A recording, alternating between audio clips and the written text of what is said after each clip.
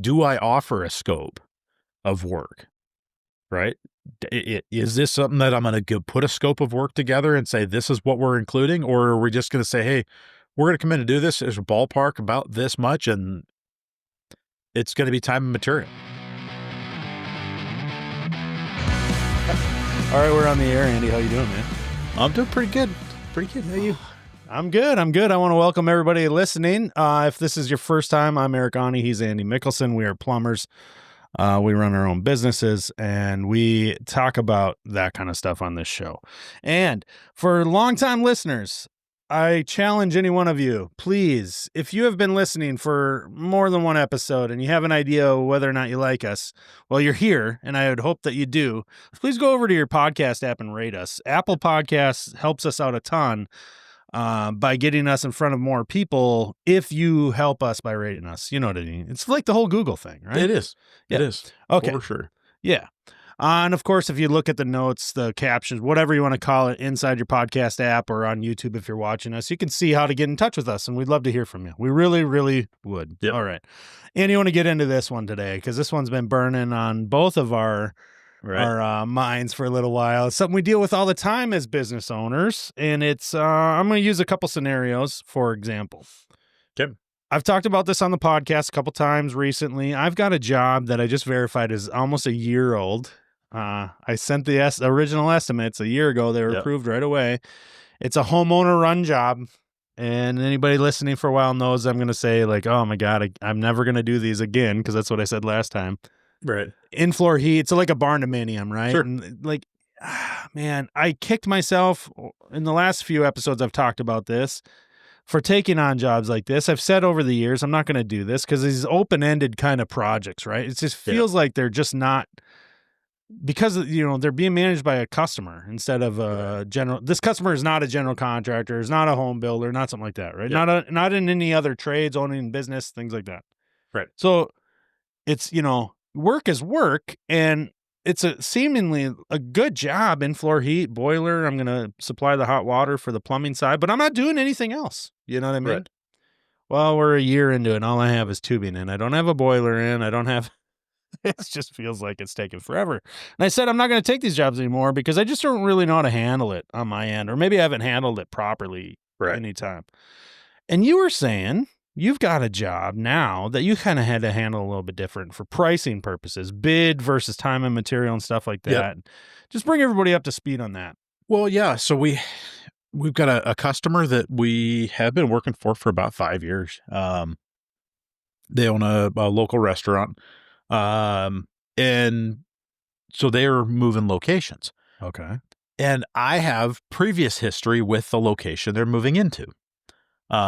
Building happens to be about 130 years old.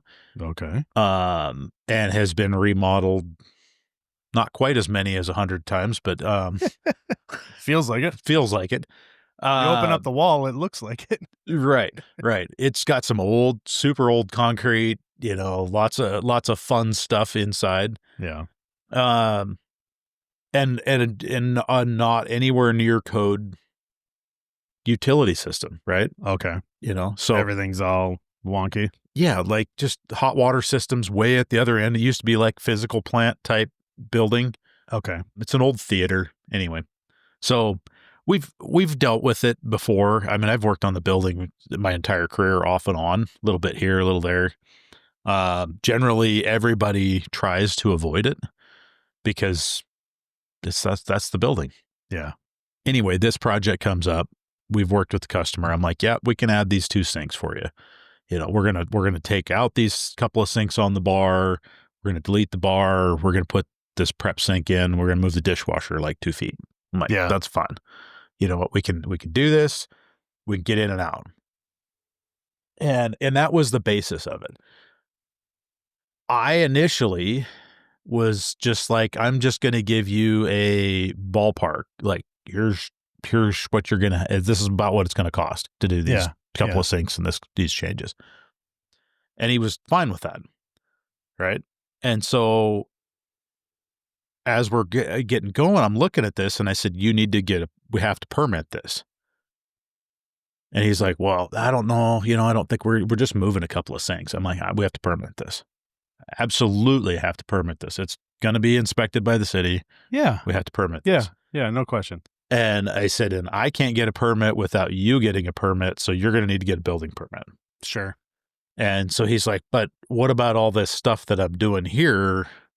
And I'm like, might or might not be covered under your building permit. I don't, but that's not my call, because I just know that. Look, it's not like you're rearranging your existing restaurant, like putting some booths on a different wall here. You're building out a new space. You kind of, yeah. Yeah.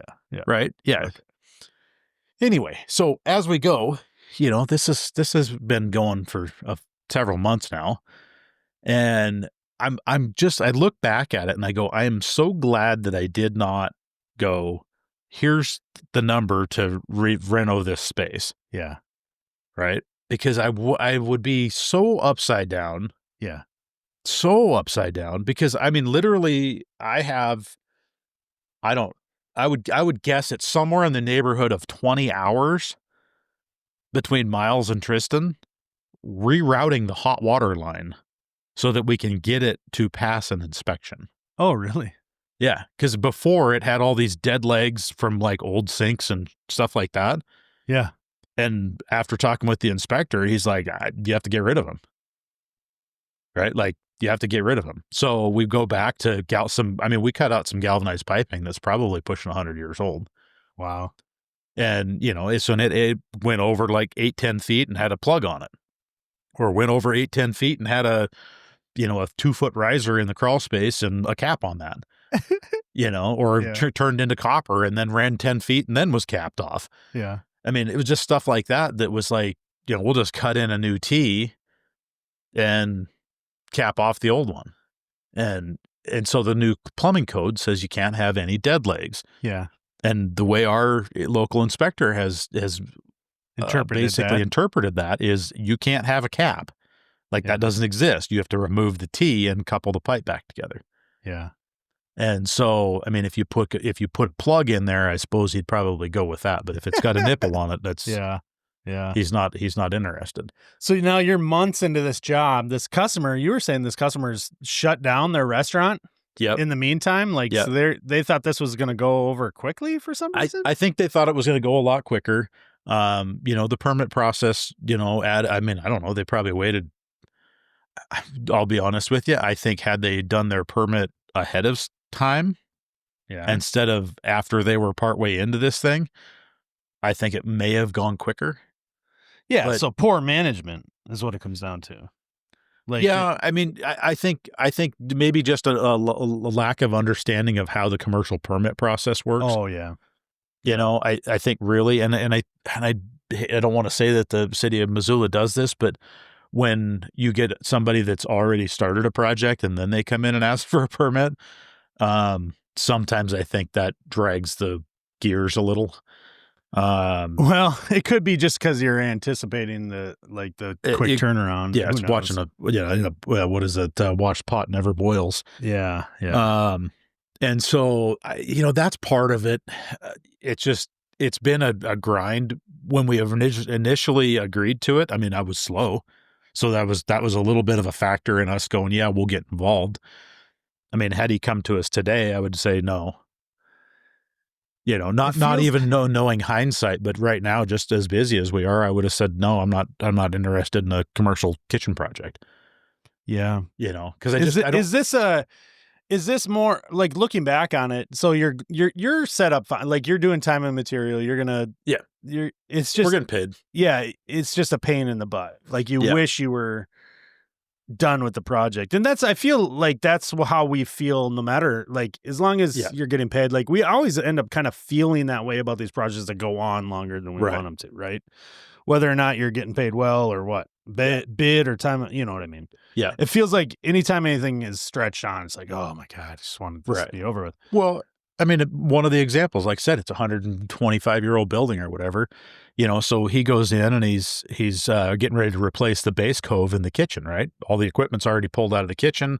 They're cleaning, and he pulls the base cove out, the old rubber base, and he's like, dude, the wall's rotten behind it.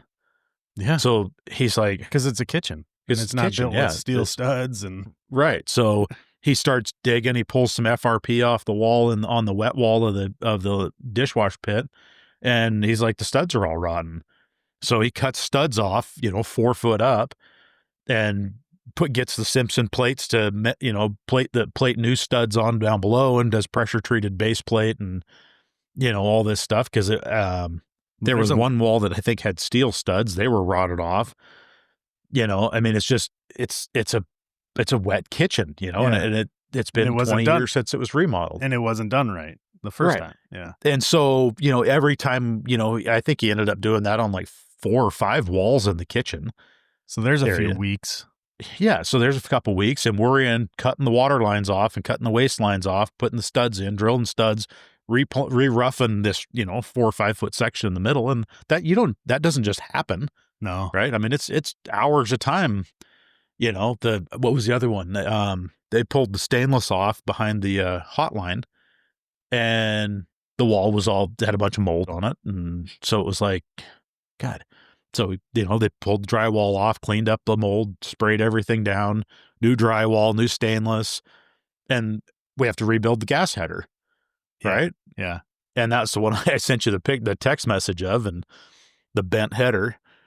And so we got like 9 outlets on a 2-inch gas manifold. Well, I mean, that's a day-long project to rebuild that and remount it and, pressure test and all of that. And that wasn't on my permit. So I got to go get a new permit, and add to that. And it's just been one of these things that it's like buying a fixer-upper, Yeah. and But some it's of those, more consequential. It's not like you just bought this little house and you're going to rent it out. Like there's so much work. there's so much. And so that's where we're at. We're getting ready. I think we're going to try and do an evening after hours, not after hours, but it's going to be an overtime thing Yeah. to go in and After wrap it up hours, because I don't have a time in my schedule now because we're busy. It's June, And whatever. you're down a guy since you started this project. Yep. Which is a huge thing. Down a guy for you is Yeah, 30%. 25%, 30%. Yeah, something 25%. Yeah. Yeah. So yeah. Oh, I'm glad you price it that way. Let me ask you this. When it comes down to projects like this, and let's say you did bid it and it just goes on and that, like how many times have you gone to the table and been like, look, this isn't, This isn't in the scope. This isn't, yeah. Yeah. This has changed. The timeline has changed significantly from what we originally expected, that kind of thing. Like you have to go back and say, we have to adjust our costs here, or otherwise we're at a stopping point. Well, I mean, and it's projects like the one you were explaining, talking about, where you're rolling up your 11 and a half months. Yeah. Right. A project like that, like when you're bidding a job, it's rare do you think about it and go, well, I should put an expiration date on the job. Right. Like this pricing is valid for 10 days. Yeah. If the job is completed in the next 12 months, right? You don't want to put all these stipulations in there because then people are like, I'm not hiring this guy. Look at all the rules he's got. Yeah. No, it does. It opens up for, the conversation they'll have on the other side with my competitors and saying, well, this guy just seems to, all it takes is for somebody else to go, well, I'm not going to, whatever, it'll take what it'll take, Yep. Yeah. I don't know. The reality, like for me, the reality is like new construction just isn't a really good fit, right? One Sure. guy show. I agree. If I had another person, it could be a different story, a different conversation. Yep. So I limit what I'm willing to take on all the time. I just had a great meeting with an awesome local builder in the Twin Cities here, and he does amazing work. Their company does. Right. All architectural stuff, Just nice. really nice stuff, really nice. And he's like, I want you to do my work. And I'm like, I don't do your work. You don't want me. You Right. don't. And he's like, what do you mean? I'm like, I'm not willing to take on people and change the scope of my business, like and what I do on a regular basis, what I'm good at, so that I can take on new construction. It's just not the cards. Yeah. And it, so like I have to think about that when I take on even just these small jobs. But, look, it's my fault. And when I complain about it, I know that when I say like, why did I take this job? Or I'm not going to work, like, look, I like the person I'm working for. Great gal, super nice. Like, it's not that. Yep. I'm not trying to Same. pick on them. It's literally like I find myself in this scenario that I had a little bit of control over, and you do take on the work as it comes your way. Like if Yep. that job would present itself today, I bet you that I know you say you wouldn't take it, but like you and Cheryl would probably be like, oh gosh, I should at least put a price on it. Right. You know what I mean? Like I Yeah. know what you're saying, Yeah. and I I mean, believe you when they're you an say I existing wouldn't take. Yeah, customer. And yeah. I yeah. mean, I believe you when you say I wouldn't take it now, but like Yeah. you probably would in a roundabout way. Like eventually find yourself Right. considering it seriously. Yeah. Well, and like I say, when we had the first conversation, it was, hey, yeah, we're doing this. That wasn't that big a deal. Right. To change these couple of things. It's all the other stuff that I was in the back of my mind. I know that we're going to be pulling 3-compartment sinks. I know that we're going to be, revamping this. They're going to pull the kilk line out and they're going to find out there's 20 years worth of grease behind it, right? That gas line's going to be hammered. Mm. These are all the little things that are in a commercial kitchen that when you're starting fresh, you kind of want fresh. Yeah. Yeah. And we're going to, like say, we're going to try. And I know this is no fault of the owner either. Of the business. Well, I mean, it could be different if it were managed, but I know what you mean. Yeah, to some extent, and and some of it's been a discovery on his process too. Does the guy own this building now, or is it No, leased? he's releasing it.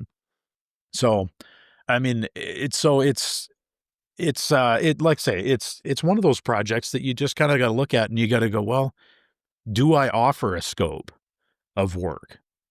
Right?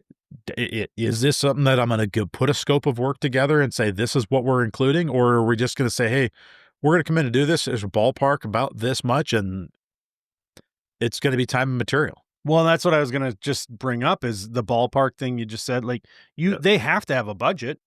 And Right. so you can't just, I mean, outside of this conversation we're having right now, like in reality, you didn't just say, well, I'm just going to time and material it. And that was the end of the conversation. Right. So anybody new to this and hasn't dealt with this, like what Andy's saying is he had to be like, look, I think the job is going to be relatively close to this number based off of what you're telling me, the timeline, what I might now your costs are technically changing because you're having to go in and maybe you're not charging them more. Maybe you're just accommodating your own challenges within your schedule to go in after hours. But in reality, on a bid job, you would have had to account for the fact that you're going to have to pay your guys either time and a half or double time, depending on how they have to be paid and the time of day and that kind of thing, how your contract says that.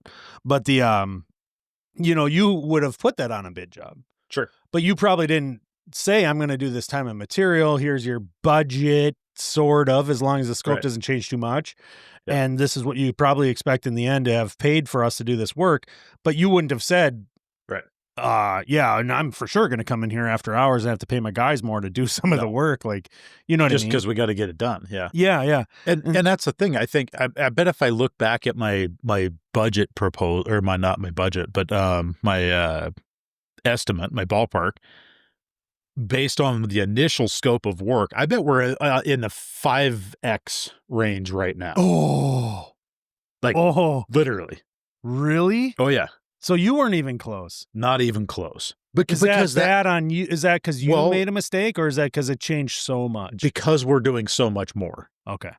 Right. And this is part of where I'm kind of one of my quasi fears of this project right now is the inspector hasn't been down there. I mean, they came down and looked at rough plumbing and stuff on that, but when they come in and do health inspection, that stuff, I mean, I kind of go, well, what else are they going to find? Because it hasn't had a health department walkthrough, I don't think, in quite a few years. Probably since it's since rules have been updated, things like that. Yeah, right. And so there may be some of that they come in and they go, well, you know what? There's not a hand wash sink adjacent to this cook area.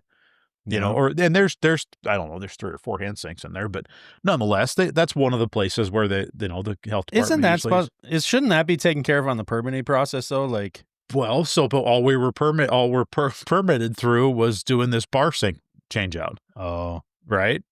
Because the rest of it was just, hey, we're just cleaning. Yeah. But now, and they're not trapped fixtures, so technically they're kind of omitted from the, having to be permitted when they're getting ring hung. Well, you're UPC. Yep. So are we. But in Minnesota, when it comes to a 3 compartment, we have to trap it and connect to the sanitary. We cannot. Really? And yep. Oh, no, will ours not have to accept be the indirect waste. Interesting. Isn't that interesting? That is interesting. So we have to be, it has to drain through a grease interceptor. Yep. And they have to be individually drained to a receptacle. They can't, like the 3 compartments cannot tie together.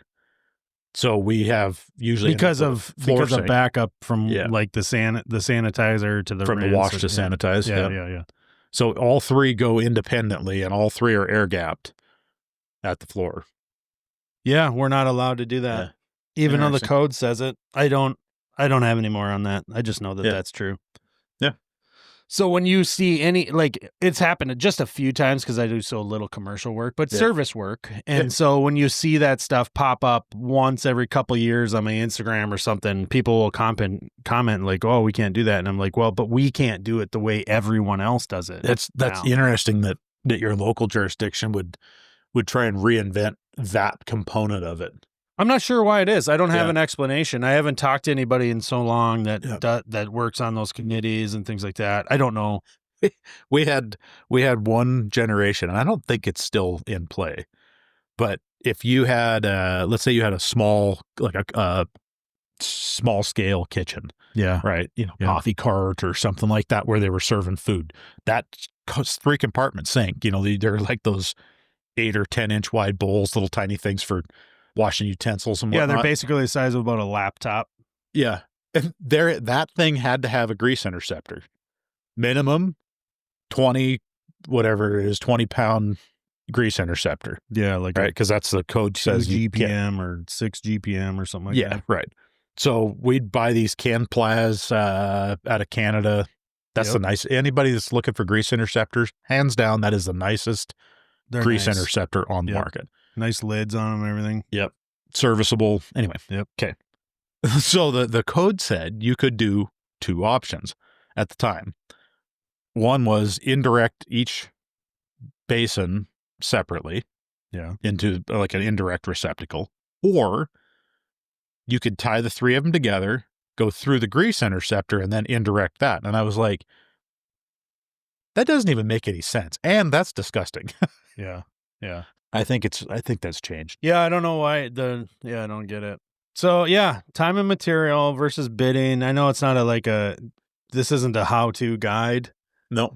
But you do encounter these scenarios where you have to stop and think like, look, is this going to go the way we plan? And if so, then you're looking at bidding things because you're always incentivized to get the job done, expedient and efficient and, things like that. Now, of course, you're doing that time and material. You're not trying to waste anybody's time, but you got to look at it like, how is this going to benefit my customer and how am I going to come up in the end? Well, and that was the thing, when we did it initially, when I said, hey, I'm just going to do this as a time and material thing, it wasn't like, hey, we're going to go jack the labor rate up and we're going to jack the pricing up and all that. I mean, it's the same labor, actually, to be honest, it's probably cheaper than if I was going to bid it. Yeah. Your bid rate should be higher. Yeah. Yep. Yeah. And, so there's certain factors of that you kind of look at on projects like that when you go and go, well, the scope of work's pretty fuzzy.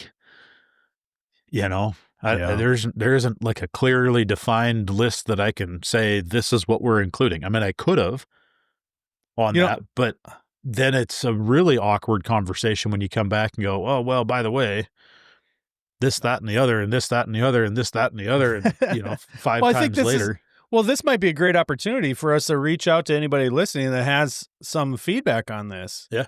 I mean, there's people that have great advice for us. We've received so much good advice over the years. If you're doing this kind of stuff on a regular basis, like, how do you handle it? Like, how do you, oh my gosh, this is going to turn into one of those jobs. You've only done 100 of them in the past, Right. Like, how are you handling it? Give us some feedback on that. We want to hear from you. Give us an email. You can email us at maketradesgreatagain@gmail.com, or you can use that link in your, in the app below in the description, podcast description. There's a link there. You can text us. Yep. We can't respond to your texts. We don't even know who it is that sends. But there's a lot of ways you can get in touch with us. You can DM us over DM. You can direct message us over on Instagram, and the links are there too. So yeah, let's wrap it up.